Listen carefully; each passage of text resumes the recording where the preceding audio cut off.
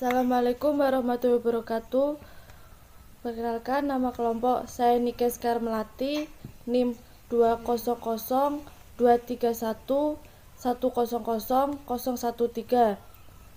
Ada Yeni Anggraini, Sri Puja Lestari, Irma Yunita, Sinta Meilina, Hosniatun Hasanah, Okto Luviana, dan Meiteria Intan Deltasari.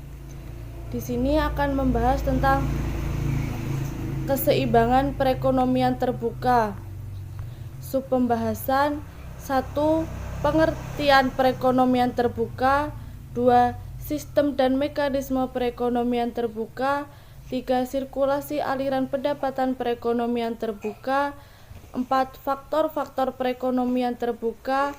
5. Syarat keseimbangan perekonomian terbuka. 6. Proses penentu ekspor dan impor. 7. Keseimbangan dalam perekonomian terbuka. 8. Penyebab terjadinya perekonomian terbuka.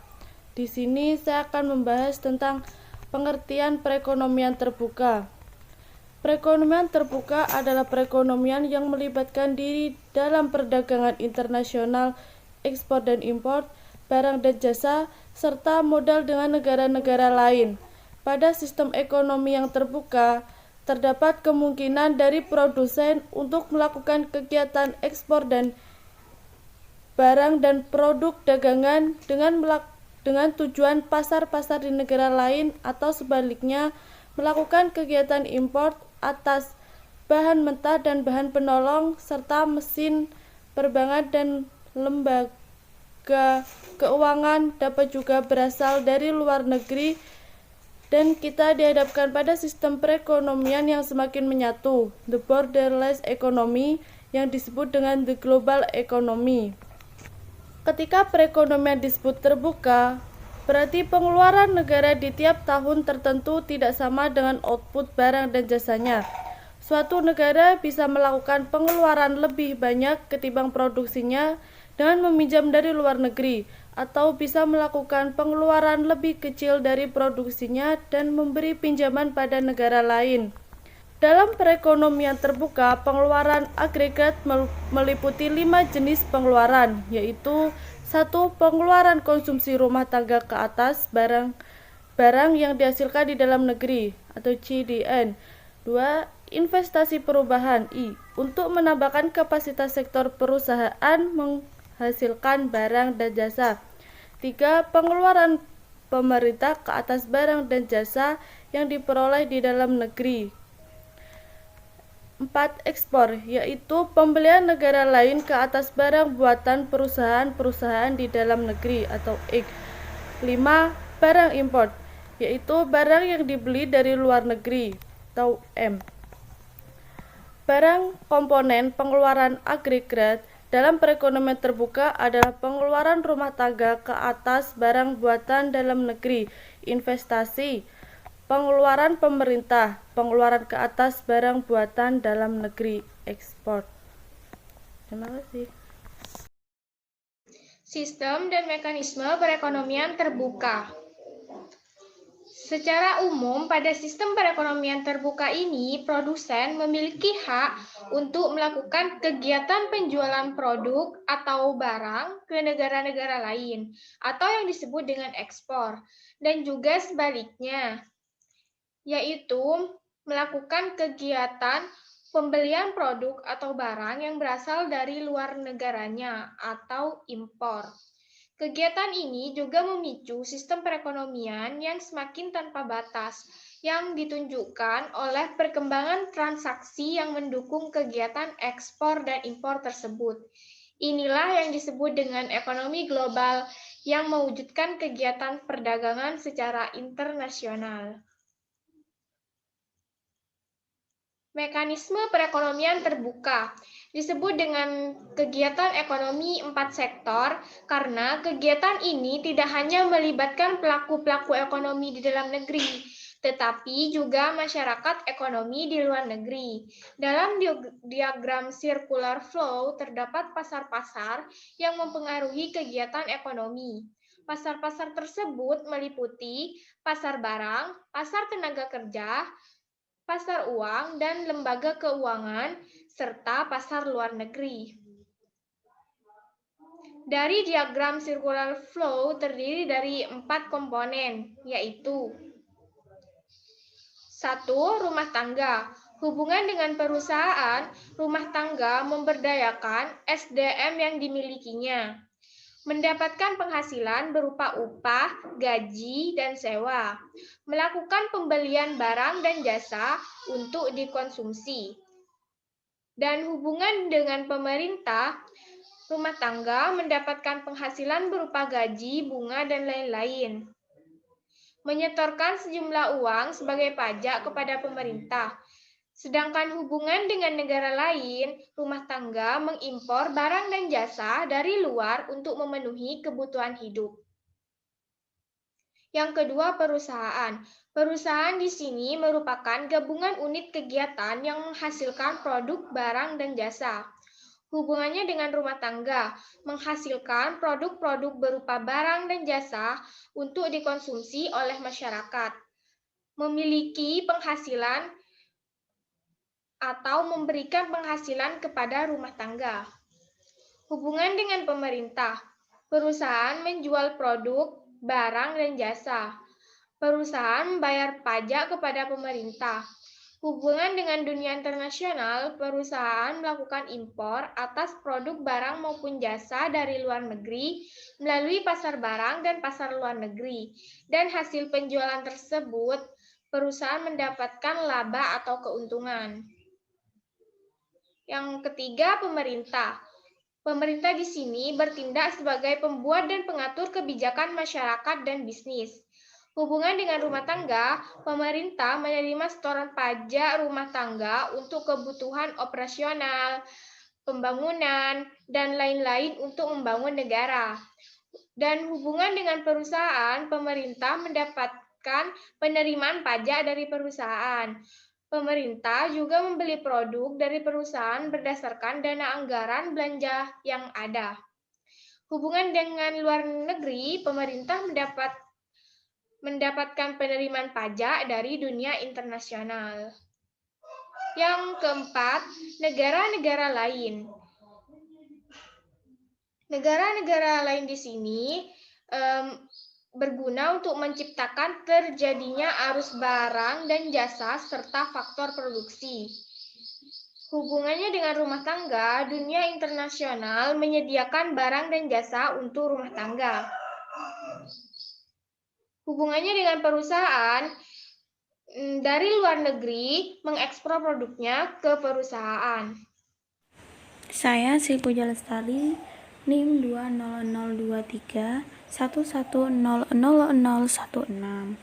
Di sini saya akan menjelaskan tentang sirkulasi aliran pendapatan perekonomian terbuka.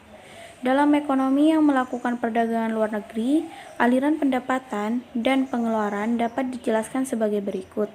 Apabila aliran pendapatan dan pengeluaran diperhatikan, maka akan didapati bahwa aliran yang berlaku dalam perekonomian terbuka adalah berbeda dengan perekonomian tiga sektor, sebagai akibat dari wujudnya kegiatan ekspor dan impor. Secara fisik, ekspor diartikan sebagai pengiriman dan penjualan barang-barang buatan dalam negeri ke luar negara-negara lain. Pengiriman ini akan menimbulkan aliran pengeluaran yang masuk ke sektor perusahaan. Dengan demikian, pengeluaran agregat akan meningkat sebagai akibat dari kegiatan mengekspor barang dan jasa. Dan pada akhirnya, keadaan ini akan menyebabkan peningkatan dalam pendapatan nasional. Secara fisik, impor merupakan pembelian dan pemasukan barang dari luar negeri ke dalam negeri atau ke dalam suatu perekonomian. Aliran barang ini menimbulkan aliran keluar dari aliran pengeluaran dari sektor rumah tangga ke sektor perusahaan. Aliran keluar ini yang akan menyebabkan menurunnya pendapatan nasional. Saya juga akan menjelaskan tentang sirkulasi aliran pendapatan perekonomian terbuka. Dengan demikian, komponen pengeluaran agregat dalam perekonomian terbuka adalah pengeluaran rumah tangga ke atas barang buatan dalam negeri, investasi, pengeluaran pemerintah, pengeluaran ke atas barang buatan dalam negeri atau ekspor. Pengeluaran agregat ini dapat dinyatakan dengan menggunakan rumus. Pengeluaran agregat sama dengan pengeluaran konsumsi rumah tangga dalam negeri ditambah investasi, ditambah pengeluaran pemerintah, ditambah ekspor, ditambah impor. 4. Faktor perekonomian terbuka, ekspor dan impor. Ekspor. 1. Ekspor.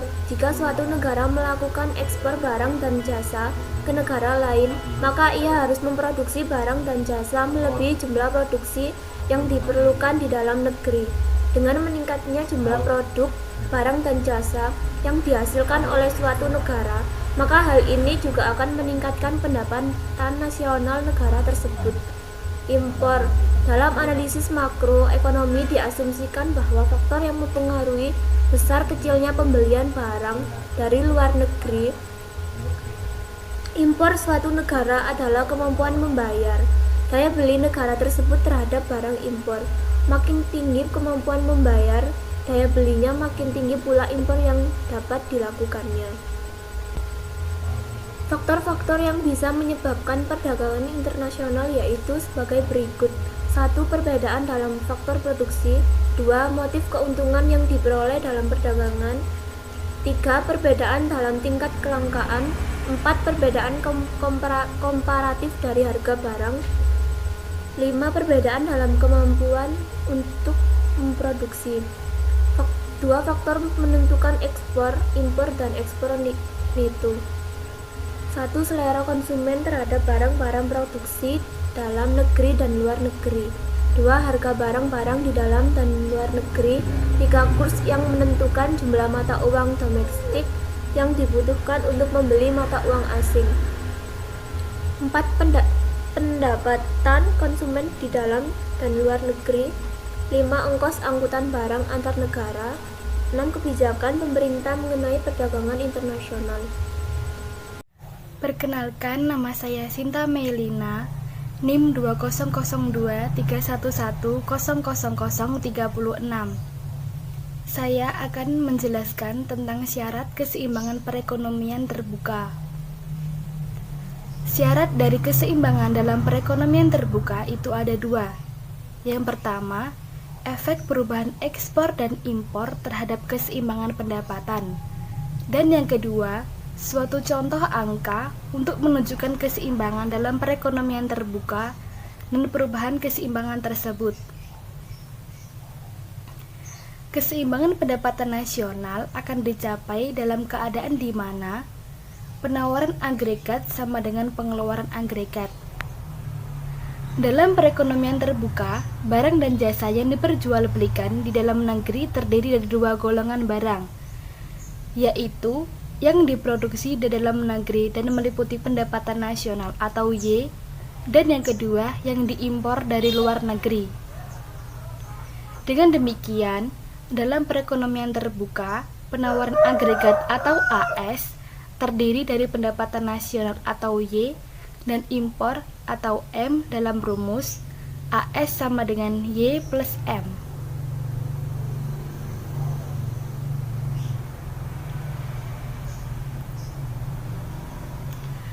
Aturan pendapatan dalam perekonomian terbuka telah menunjukkan bahwa pengeluaran agregat atau AE meliputi 5 komponen berikut.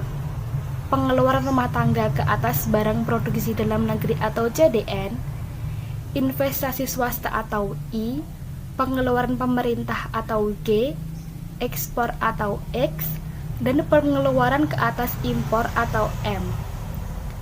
Dalam rumus, AE sama dengan CDN plus I plus G plus X plus M. Pengeluaran rumah tangga terdiri dari pengeluaran ke atas barang dalam negeri atau C dan pengeluaran ke atas barang impor. Maka dalam perekonomian terbuka berlaku persamaan berikut.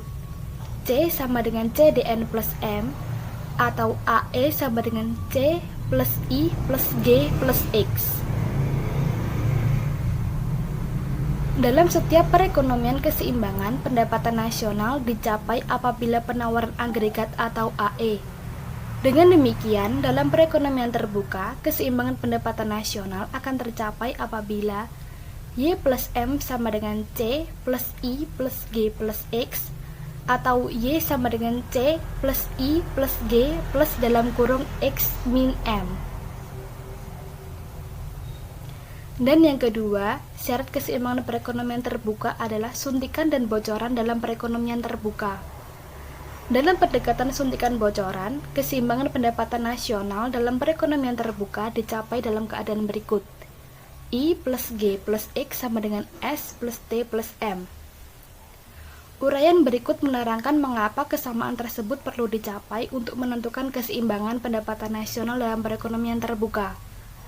YD sama dengan Y min pajak perusahaan min pajak individu atau YD sama dengan Y min T. Pendapatan disposable tersebut digunakan untuk tujuan-tujuan untuk membeli barang buatan dalam negeri dan barang impor dengan rumus C sama dengan CDN plus M dan untuk ditabung atau S. Maka dari pernyataan tersebut, yaitu YD sama dengan C plus S, oleh karena YD sama dengan Y min T, maka dalam ekonomi terbuka berlaku persamaan Y min D sama dengan C plus S atau Y sama dengan C plus S plus T.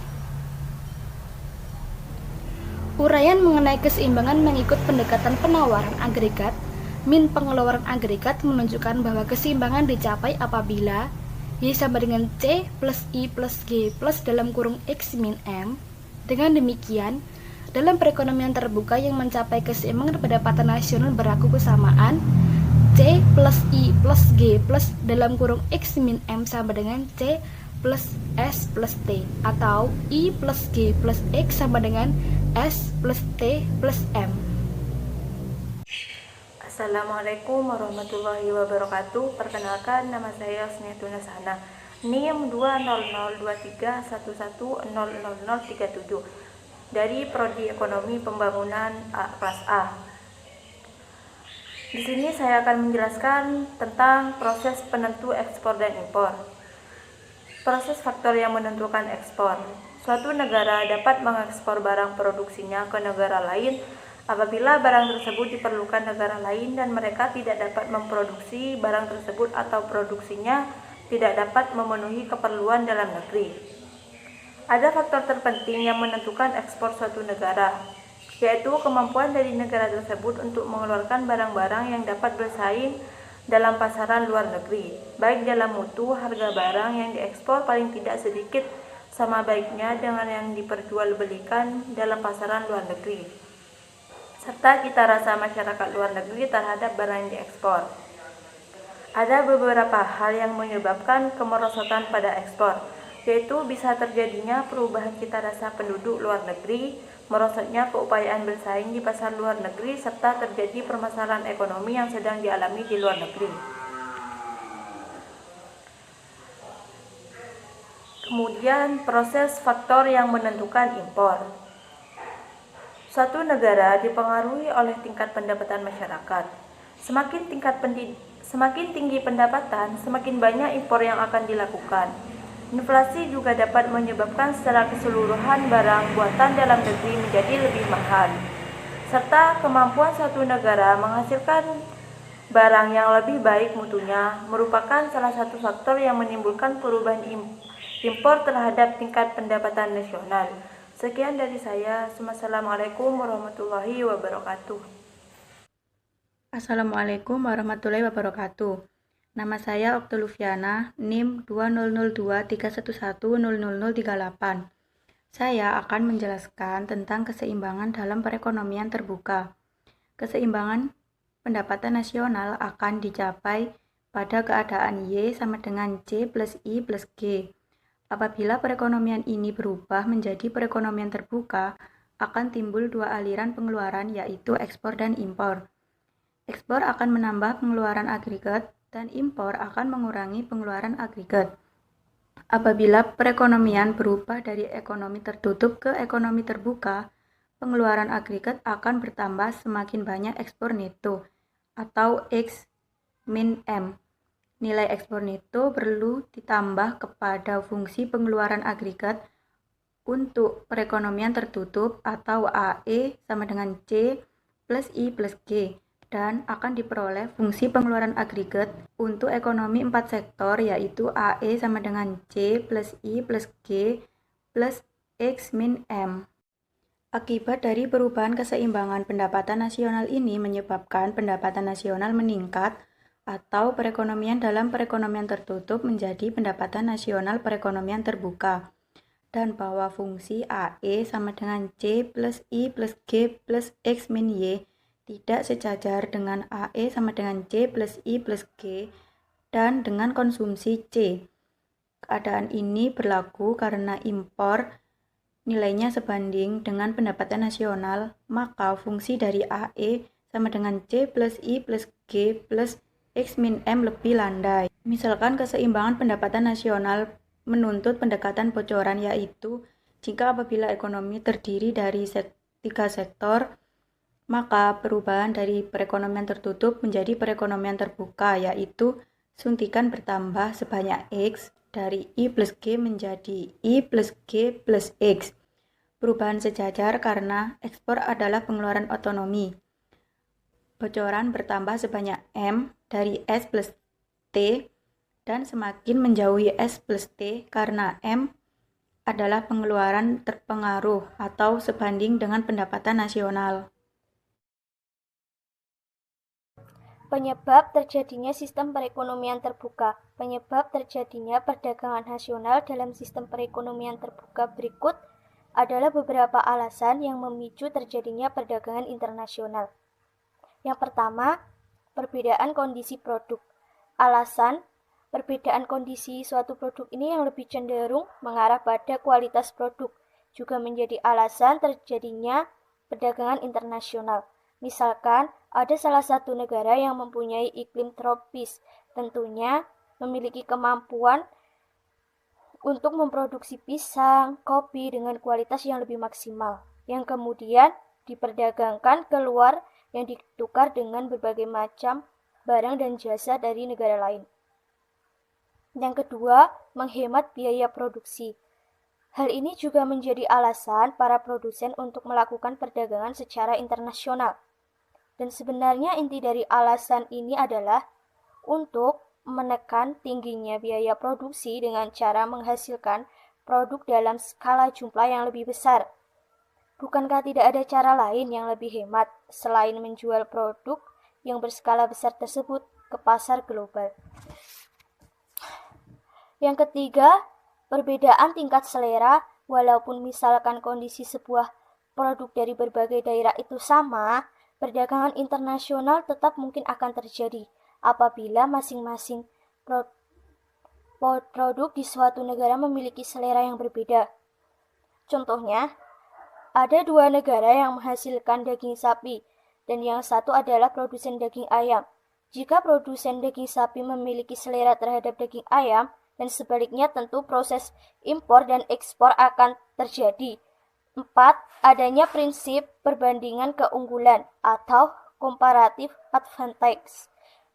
Maksud dari prinsip ini adalah suatu negara cenderung akan lebih berspesialisasi untuk menciptakan produk dan mengekspornya keluar jika dirasa pembuatan produk di negaranya itu memakan biaya yang relatif rendah daripada dibuat oleh negara lain. Sebaliknya, suatu negara akan lebih memilih untuk mengimpor produk jika biaya produksi untuk menghasilkan produk tersebut dinilai relatif tinggi atau kurang efisien jika diproduksi di negaranya sendiri. Sekian, terima kasih. Wassalamualaikum warahmatullahi wabarakatuh.